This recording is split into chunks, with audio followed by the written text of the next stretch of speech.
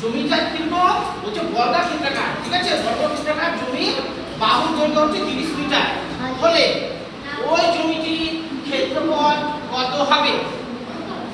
দেখো এই যে ব্ল্যাকবোর্ডটা দেখা যাচ্ছে এটা হচ্ছে আয়তাকার, ঠিক আছে? এই ব্ল্যাকবোর্ডটা এটা হচ্ছে আয়তাকার আর বর্গাকার হচ্ছে কোনটা? চারটা বাহু সমান হবে, তাই তো?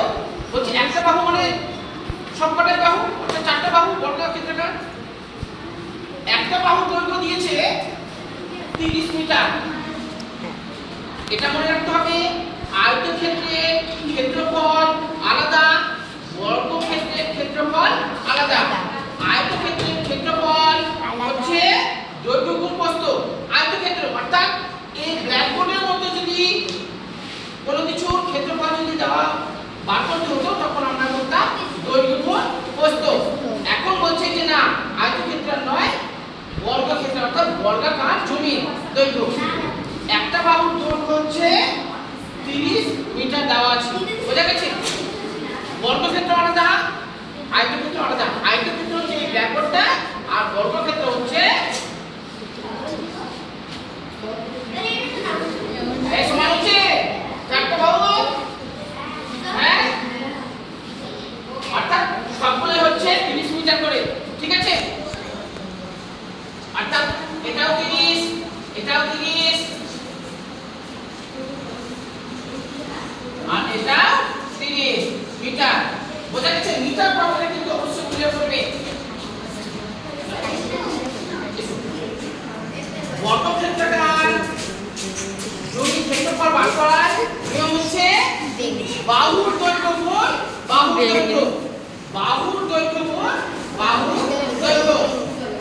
এটা হচ্ছে বর্গক্ষেত্রাকার জমির ক্ষেত্রফল বার করার জন্য, বোঝা গেছে? তাহলে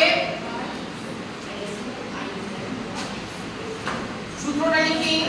বর্গক্ষেত্রের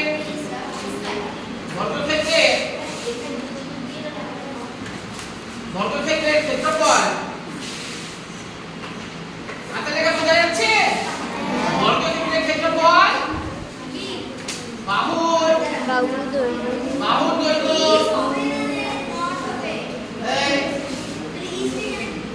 দৈর্ঘ্য গুণ বাহুর দৈর্ঘ্য। হাতে লেখা বুঝতে অসুবিধা হচ্ছে না তো?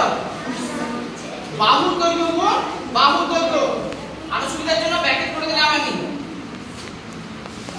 এটাই হচ্ছে কিন্তু নিয়ম।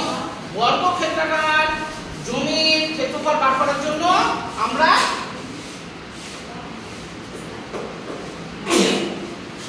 এই নিয়ম ব্যবহার করব। যেহেতু এটা বর্গক্ষেত্রের ক্ষেত্রফল বার করতে বলছে জমি, আয়তক্ষেত্র আলাদা, বর্গক্ষেত্র আলাদা, বুঝতে পেরেছো? বর্গক্ষেত্রের ক্ষেত্রফল বার করার জন্য নিয়ম হচ্ছে বাহুর দৈর্ঘ্য গুণ বাহুর দৈর্ঘ্য। দেখো বাহুর দৈর্ঘ্য গুণ বাহুর দৈর্ঘ্য তো হয়ে গেল, অর্থাৎ এবার বসিয়ে দিই আমি। বাহুর দৈর্ঘ্য কত আছে? বাহুর দৈর্ঘ্য কত? 30 মিটার। 30 মিটার গুণ 30 মিটার, বোঝা গেছে? বাহুর দৈর্ঘ্য গুণ বাহুর দৈর্ঘ্য। একটা বাহুর দৈর্ঘ্য কত? 30 মিটার, অর্থাৎ এটা সবগুলোই একই দৈর্ঘ্য। বাহু গুণ বাহুর দৈর্ঘ্য গুণ বাহুর দৈর্ঘ্য করলাম। এবার গুণ করি, গুণ করার দরকার নাই, 30 মিটার নয়, 2 শূন্য 900 কি হবে? বর্গ মিটার।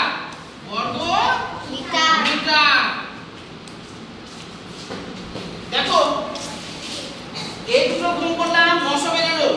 মিটারের সঙ্গে গুণ করে বর্গ মিটার হয়, বোঝা গেছে? কেউ কিন্তু মিটার লিখবে না, মিটার লিখলে কিন্তু অঙ্কটা ভুল হয়ে যাবে। মিটারের সঙ্গে মিটারের গুণ করলে কি হয়? বর্গ মিটার, বোঝা গেছে? 30 মিটার গুণ 30 মিটার গুণ করলে 900 বর্গ মিটার হবে। এবার উত্তর লিখবো, যেহেতু প্রশ্নের অঙ্ক সেজন্য আমাদের উত্তর অবশ্যই লিখতে হবে। মনিকা না?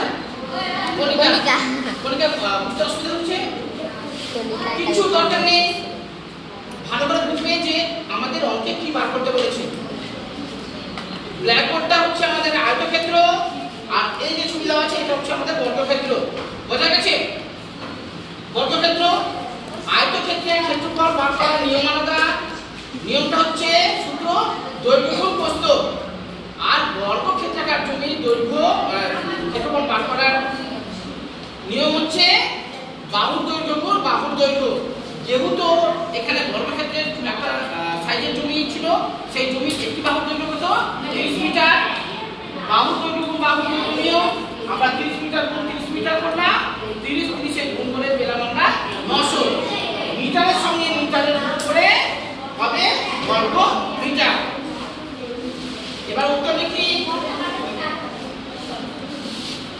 ওই জমিটির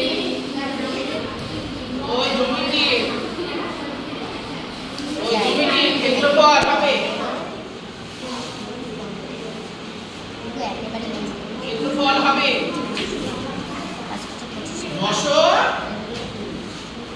বর্গ মিটার। বর্গ মিটার।